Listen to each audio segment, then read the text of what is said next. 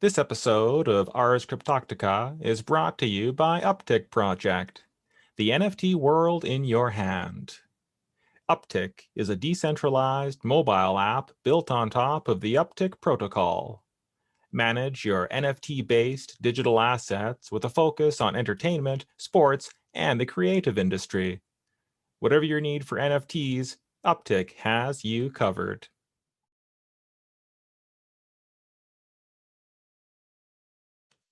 All right, welcome back to NFT Podcast, Ars Cryptotica, episode 25.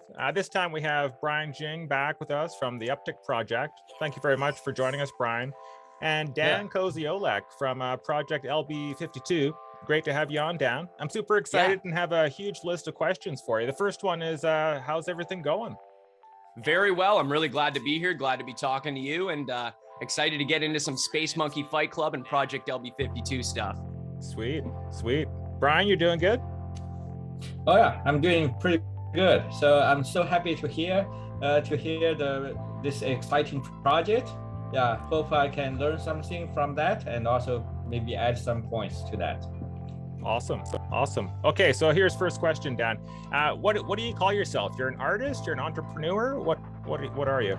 Yeah, great question. And I think there's a couple answers to it, but predominantly I'm calling myself an NFT rapper and I'm an entrepreneur. I've been kind of entrepreneurial for quite a while. I have a clothing brand and did some other things leading into the NFT kind of music space. Mm-hmm. But now I've integrated my music with NFTs. So NFT rapper and entrepreneur.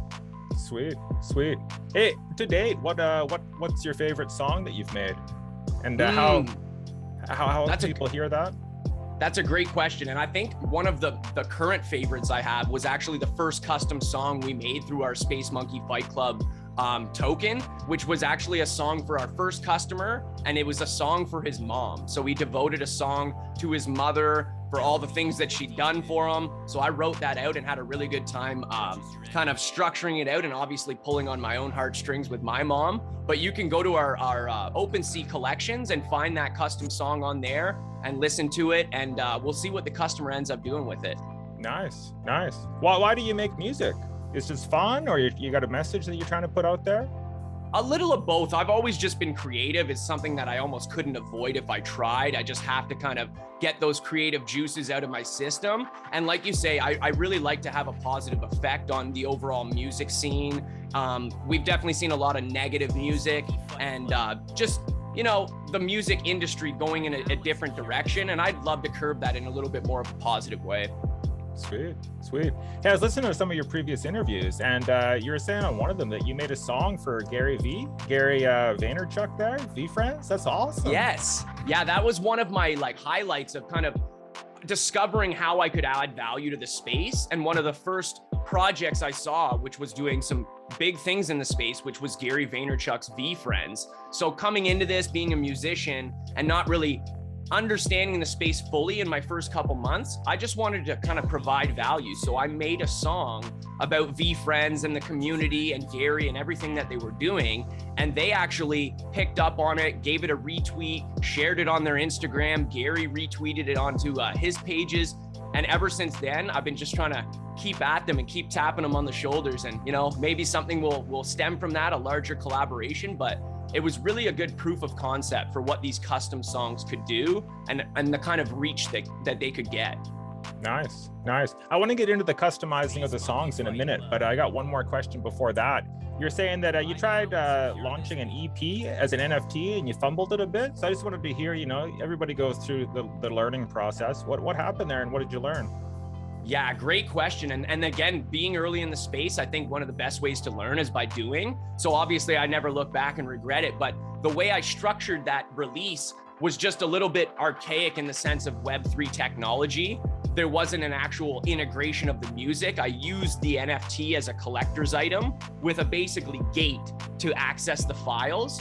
And I had an extra file, an extra song that no one else would be able to get, only exclusively through the NFT. But looking back, there could have been a way to actually integrate the music into the NFT to make it interactive in the wallet.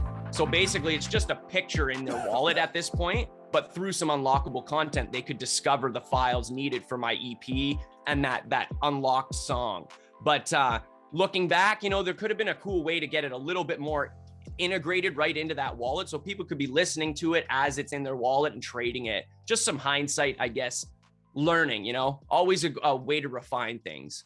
And are there any royalties or, you know, ongoing income from that, or it's just a one-shot deal? How was that structured? So there is a royalty baked in, like you can kind of set that when you create your NFT on that smart contract. And I believe I baked in a 10% royalty because it's a 25-piece collection, very small, very limited. Again, being my first, I just wanted to try it out. So there is some residual income if that trades on the secondary market through the royalty. Okay. Can you see a better way of making it sustainable for artists, like per play, or, you know, being like being a distributor? And have you thought about any other ways to make some money off that?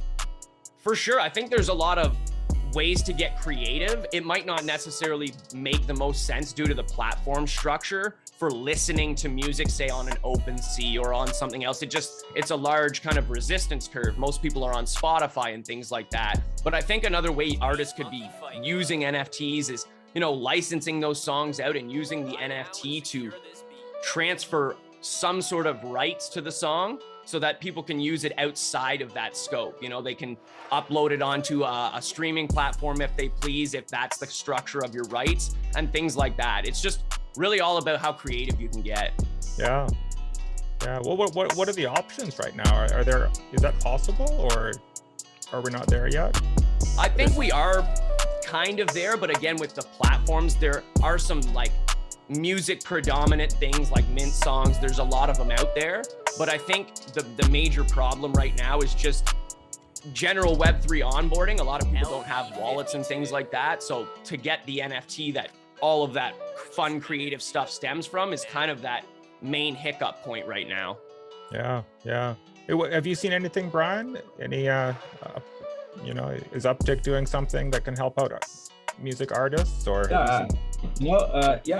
It's a great project. So I think on the creativity part, Dan is doing great, and to bring a lot of passion and energy into that.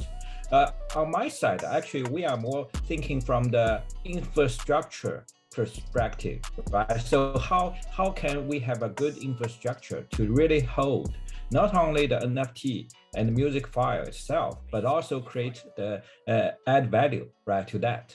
Because, you know, in my mind, NFT is just a format to represent the tokenized asset, which is music is one type of that. And the marketplace is the place to trade the ownership of this music or whatever NFT.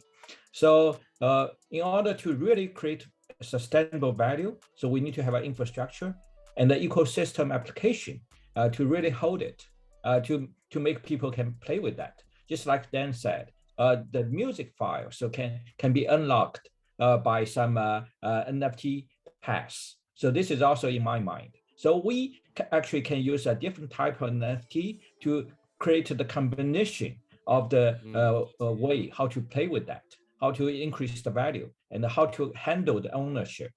So that's very interesting, and it could be very creative. At the same time, on the infrastructure side, I think probably not right now, but in the next 6 or 1 year, so we will see a lot of scenario on so-called cross-chain scenario. So in the cross-chain scenario, we might face a lot of new problems. For example, currently the loyalty distribution rate is defined in OpenSea at 10% or whatever. Yeah. But once you transfer to another blockchain economy or into another ecosystem application, it needs to recognize the same loyalty plan you have. Otherwise, the original creator will lose the loyalty. That's a big problem. But it's not, I don't think it will happen right now, but we need to keep it in mind, how to plan it in the future, right? Just make the whole business sustainable. Dan, you said there's some lore behind your NFT project, Space Monkey Fight Club. What's the story? What's the concept? Yeah, absolutely. I'd love to touch on this. So everyone, not everyone, but I'm assuming most people have seen or read the book Fight Club by Chuck P. It's kind of a cult classic film. It has, Brad Pitt in it. And there's that very deep storyline of capitalism and belonging to a tribe or a cult with the space monkeys. And we were really inspired by that movie, Matt, my partner, and I, and decided to kind of run with some of the notions, some of the storyline of the movie, and then build upon it and get a little bit more creative with our space monkeys. So they referred to their group, their cult, whatever you call it, as the Space Monkeys. And it was just a group of buzz-haired guys that were all working towards the common goal, and we're in a fight club. So we decided to take some of that storyline, build upon it with our space monkeys, and actually build them into monkeys with traits from, characters in the movie. And the kind of storyline that I built out was that life on Earth here is deteriorating. So humans decide to send a pack of monkeys up to space to find out, is there life out there? Can we find anything else? And by the time those monkeys get back from their voyage, life has ceased to exist. We've somehow shot ourselves in the foot, and capitalism has ruined us into the ground. And the only thing that remains is those space monkeys, a USB full of beats, and the Fight Club movie to kind of guide them as their roadmap. So we've really set up the groundwork to create a storyline to move forward with and get, everyone involved with their tokens and things. And there's room for comic, show. There's just so many cool ideas that could stem from the lore, but that's kind of the gist of it. We really were inspired by that Fight Club movie and book. Awesome. And you're distributing everything on OpenSea, right? Yes, predominantly right now, that's our main squeeze. Again, as we grow and get more technically advanced in the future, there may be a way to, take full ownership of our own smart contract and implement something like that. But at this time, we're relying on OpenSea's UI and that unlockable content that they have built into their ERC 1155 contract. Nice.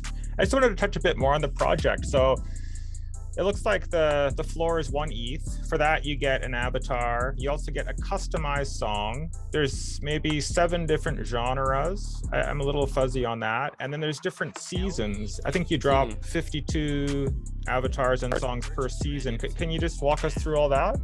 Absolutely. I'll walk you through it and give you a little bit of the thought process behind it. So I'll start with the seasons. We have a total collection volume of 260 tokens. That's all that'll ever be available. So it's pretty scarce, pretty limited. But to make sure that each customer in their custom song process gets all the attention they deserve from the artist, from everything, the whole collection, we've structured it into those seasons to allow to again, give that customer the attention they deserve and not be overwhelmed by a potential sellout. Because if we sold 260 songs, we need to make 260 songs. And I don't want to have somebody waiting an extreme long time. I want them to feel special, engaged, and have that song within, 2 to 3 weeks from their purchase and intake form submission. So through the seasons, we've kind of mitigated that and made it a little bit more of a drip feed. And also it allows us to actually give more value back to our holders. So if you buy into season 1, say you bought the very first token, we've actually implemented a roadmap for each and every season. So you'll actually get the value from season 1, season 2, season 3, and all the way till 5 if you bought into the first one. So it's a cool way to reward our early, believers, our early supporters, and give them value all the way going on as we grow and get some more capital. And as far as the songs go, we're the first custom made for you NFT project on the Ethereum blockchain. And the process looks like you get that avatar token, like you said, there's some unlockable content in there, and you go through a really comprehensive intake form that gets all the information we need, including your beat choice from our website. And then once I get all that information, we build out the song. And as far as genres go, John, there's kind of some leniency and some flexibility in terms of what style and tone of song we can go with. I'm obviously a rapper. I have some melody and singing experience as well. So there's some wiggle room in terms of what instrumental you choose and what you put into your intake form in terms of what vibe the song has and what kind of feel it has. It doesn't need to be overly aggressive. It could be really soft. It could be whatever the customer wants. So that's kind of a little bit more about that whole process. That's really interesting. It's cool. Cool. Thanks. Yeah, man. Yeah, we're really excited about it. Have you heard anything about this before, Brian? Anyone doing customized songs in the NFT space? I think it's pretty unique. Well, actually, this is a very innovative stuff. So this is the first time I learned from that. Yeah, so I have some friends, they're trying to use AI technology to build a song, to generate songs for different purpose. But for dance case, it's more personalized, right? Based on your personal parameters. Maybe you can generate a specific song for this people. So that just like a personal profile page or personal drawing and personal music. That's pretty interesting and very exciting. That's awesome. Hey, a few minutes ago, Dan, you talked about your partner. I can't remember his name right now. Matt? Yeah, that's it. Matt, right? Yeah. So how do you guys work together? He does some stuff and you do some stuff, or he's more like a mentor, or what's the deal? Yeah, he's kind of more a mentor. He's actually been really successful prior to this venture in real estate, in Canadian real estate, wholesaling, short-term rentals, and was actually a very large education advocate on YouTube for Canadians in that real estate space. Some years ago, there was almost no information on real estate and what Matt was doing to kind of create some value for himself and make a living. So he basically made that content and built a large kind of real estate empire based off of the education and what he was doing in the Canadian area. And since then, he's gotten way more into crypto, NFTs, and turned me onto that. So our partnership is kind of Matt's the mentor. He's an investor. He put up some cash to, make this all possible. And really, he was the idea of understanding NFTs could really be the future. And there's a way to integrate everything into that, especially music. So why don't we, take a crack at it, do something no one's ever been doing, which is this custom made for you song project. And here we are now. Nice. I think I heard also in one of your interviews, you said just quickly, there's a 5-year benefit program, or I haven't seen on the website, but if you buy one of your custom NFTs, there's some benefits for 5 years, like in? Exactly. It's basically, our community is partially that benefit package. So like I referred to earlier, there's 5 roadmaps. That is part of that value over 5 years. We've almost planned, again, slow organic growth. We've almost planned to sell 1 season per year. So a song a week, roughly, if you do the math. So kind of that's where a lot of the value comes from. But also, again, leaning back into Matt, there's a lot of resources and support and knowledge within our community, in our Discord, and we're really adamant about sharing that. And if you're a token holder, you're obviously priority in our mind as people we want to, give alpha to, share support. If there's questions, say maybe even one-on-one calls, there's so many opportunities to really provide value. And it's like I say, those prioritized token holders that should always be at the top of the list. And that's kind of what I was referring to there, John, is within the community, there's a lot of things we haven't publicized that we're working on. We want to under promise and over deliver. And, our community and resources is one way to do that. And you also drop songs on Twitter once a week, is that right? Absolutely. That's where that VeeFriends song came from, actually, John. So each and every Friday, I'll drop a promo song about something in the NFT space, some one-of-one artist, something to do with Web3 to really exercise my skills, to show people what these custom songs can do, what they can sound like and look like. And like I said, with the Gary Vee song, it can show what type of reach they can get. It can show what the use case could be in terms of a theme song, a marketing tool, and all of those things. So those promo songs are a great opportunity to just showcase what we do with the custom songs. Nice. Yeah.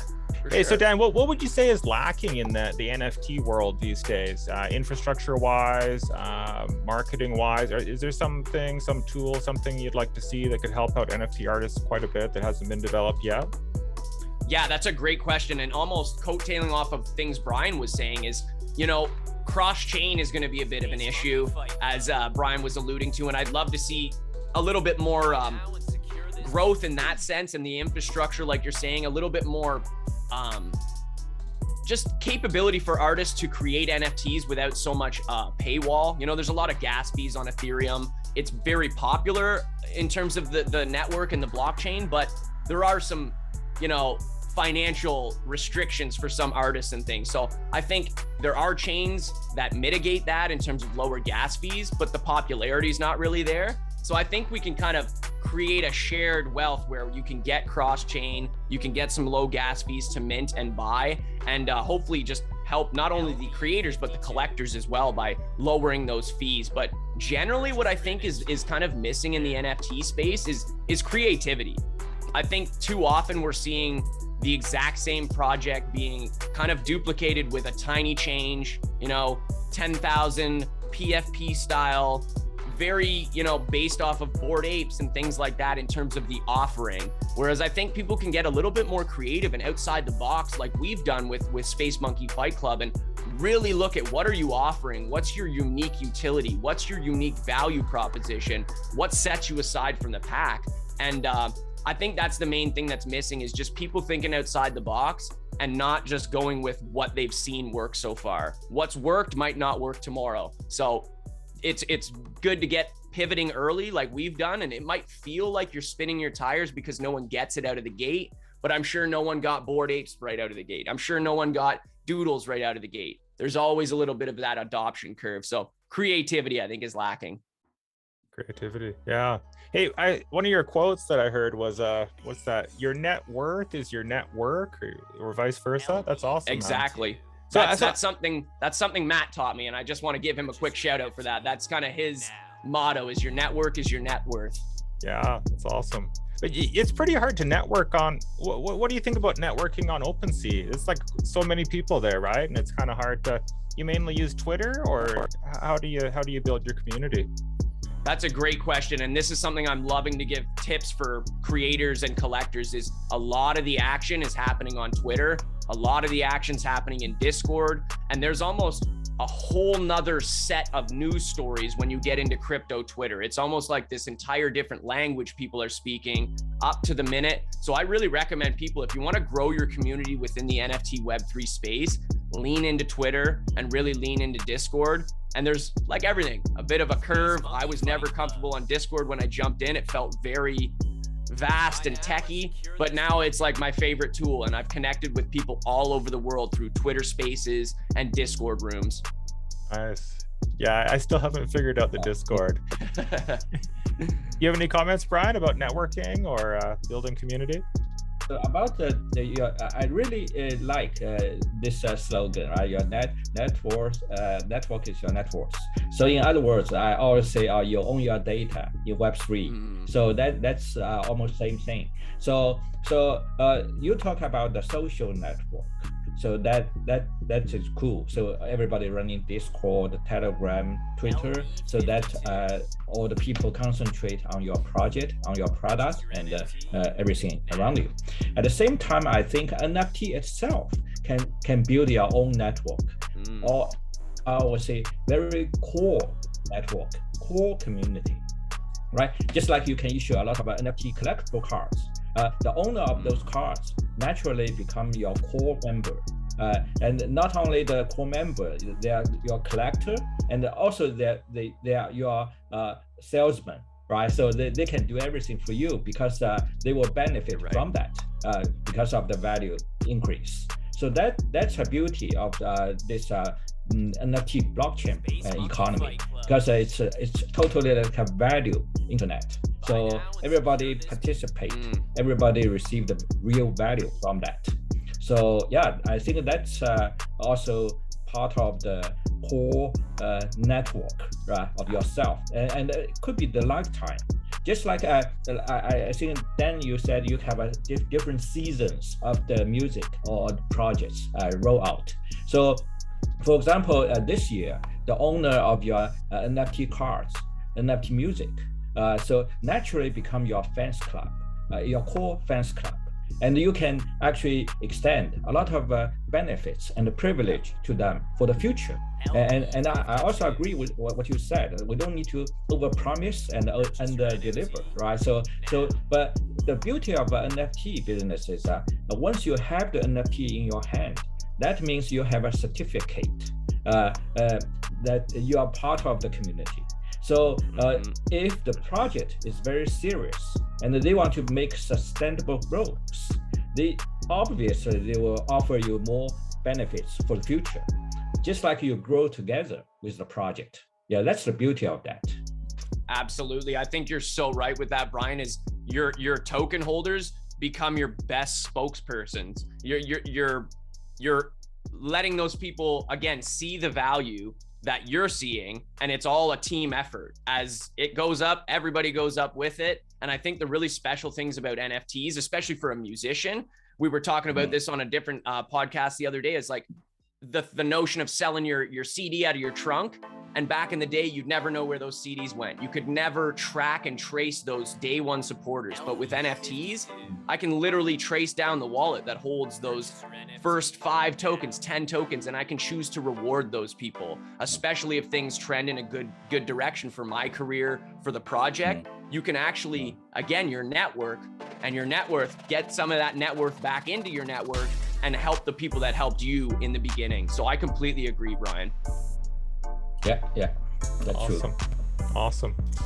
Okay. Hey, Dan, one thing that I found pretty inspiring about you is you said you quit your 9 to 5. You were working in a factory or something, and you went full-time crypto or full-time NFT.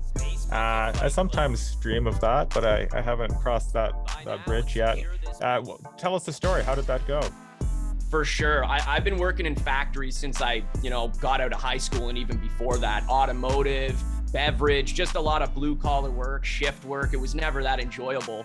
And through this project and through my partnership with Matt, it gave us not only an opportunity, but again, there was almost a cost of opportunity if I didn't leave my job. I felt like there was so much on the table being left there if I didn't dedicate my entirety, my whole time to it. So again, between some confidence with having Matt on my side and a bit of an investment to get us off the ground, it just made sense to kind of make that leap. And 6 months ago, put in that 2 weeks to my boss, and I'm sure they were scratching their heads when I told them I'm going to go make NFT music and play in crypto, but everything's been great so far. We're slowly growing, and I've been loving the process. That's great. You seem like you know what you're doing. It's good. It's good. Thank you. I'm trying. Yeah. So any alpha for us? Have you seen anything crazy in the last week or two, either with the project or just in the marketplace? Marketplace as a whole, there was some big news going on yesterday, and I don't know if you guys were plugged in, but referring back to the Bored Ape Yacht Club, which is just kind of the biggest name in the game right now, Yuga Labs, which is the holder company for the Bored Apes, actually acquired Larva Labs, which is the holdco for CryptoPunks and MeBits. So this is the largest Web3 acquisition we've ever seen. And I think a lot of people were speculative that it was going to come from Web2 money, that Web2 was going to jump in and actually acquire one of these larger projects. But to see the 2 biggest projects in the space, or 4 at this point, with Mutant Apes, Kennel Club, they've merged together. I think this is going to create a massive bull run for the whole space and just show people what's possible when you combine forces. Let's work together to really move the space forward instead of being against each other. Because again, I don't know if your audience may know, but that was kind of the old rivalry, was CryptoPunks and Bored Apes. Which one will be the top dog? And now they're all winning together. So that's kind of a big market shift. I think we're going to have some effect in the next couple weeks or months here. Yeah, let's hope so. That's awesome. Absolutely. Okay. So anything else you want to share with us before we go? It's been really quick, but what else should people know about the project? For sure. I'd love to even just give a quick kind of calls to action. If anybody wants to find out more about us, you can find all our information at www.projectlb52.com. You can hear our beats, see all the roadmap, all the info you might want to dig into before you buy, and it actually leads you to our official collection. And I'm on all social media, Dan the Lost Boy, and same with Project LB52 at Project LB52. We're all over. We'd love to connect with everybody, and any questions somebody may have, I'm always online. I'm always willing to answer. Awesome. Yeah, I'll try to put all your links in the show notes. People can check you out there. And Brian, anything else to add before we wrap up? Yeah, I think that's a great talk today. So I learned a lot from Dan, and very, very inspiring. So I really looking for the success of this project. At the same time, just you mentioned, right, the biggest acquisition in Web3. So that's actually very encouraging to everybody, because I also firmly believe, right, creativity is the key for the NFT business. Just like content is the key for the internet, right? Creativity is the part to create good and sustainable content. So I think no matter you work on the content level and I'm working on the infrastructure level, so we have the same goal to make it successful. Once that's a valuable asset, we can see more financial services and other projects will look into that, right, to make it grow. So that's a good thing. So. Absolutely. And yeah, Brian, we'll have to stay connected. I love, anybody that's passionate in the space, especially about infrastructure, because it's so crucial, right? Totally. Yeah. Totally. Absolutely. Okay. Thanks a lot, Dan. Have a good one. Thanks for coming on. Thanks, John. Thanks, Brian. Really appreciate it. Thanks, Dan. Yeah. Take Thanks, care. John. Bye, Brian.